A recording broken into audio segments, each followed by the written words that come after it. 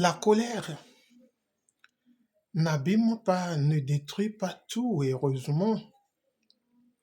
La patience ne sauvegarde et ne protège pas tous aussi éternellement.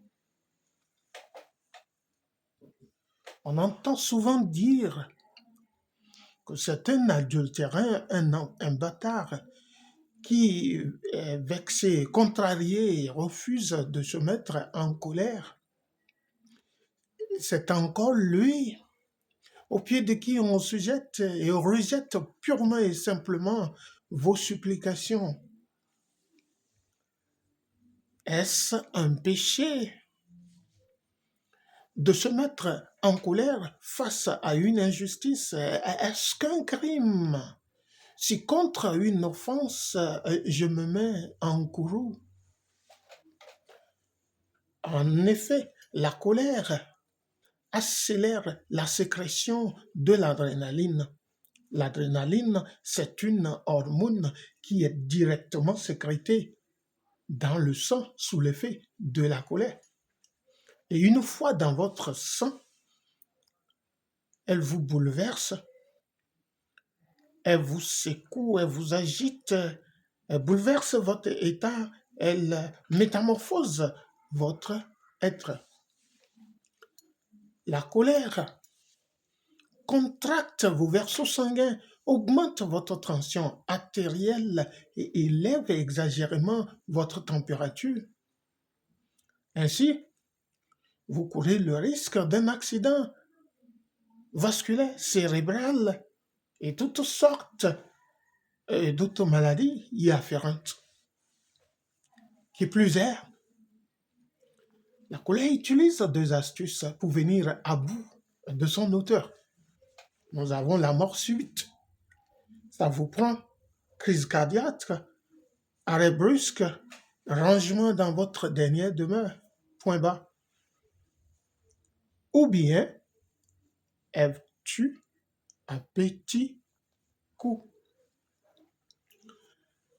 La colère contracte vos muscles de l'abdomen et des bronches, d'où votre respiration s'accélère de façon désordonnée.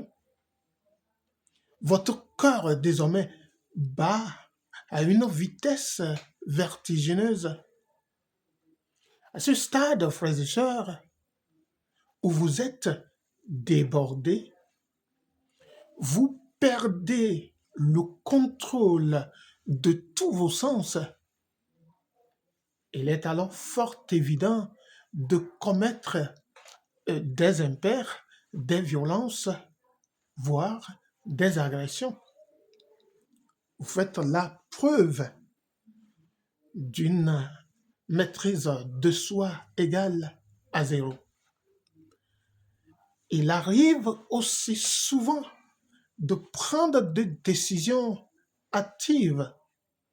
Vous avez des comportements moins louables parce que sous la joug de la colère, vous appréciez forcément mal, vous appréhendez maladroitement les faits et vous jugez à coup sûr de travers.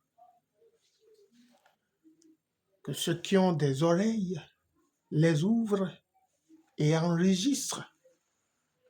La colère, aussi justifiée soit-elle, reste un état passager. Il passe, il a toujours passé, mais les séquelles, les blessures, les dommages restent aussi longtemps. En tout état de cause, la colère est mauvaise conseillère.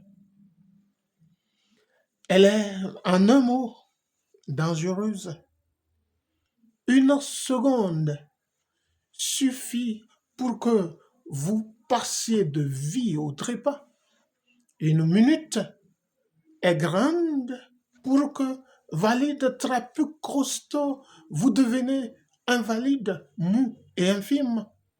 Une heure est déjà trop pour que apte vous étiez, vous devenez inapte, handicap, voire immobile. Elle crée plus d'ennuis, de troubles, de problèmes qu'elle n'en résout. Unissons-nous alors, toutes et tous, pour dire non à la colère. Dès qu'elle se présente à nous, choisissons plutôt le silence, l'équilibre, l'harmonie, la santé, la paix. Choisissons une action juste.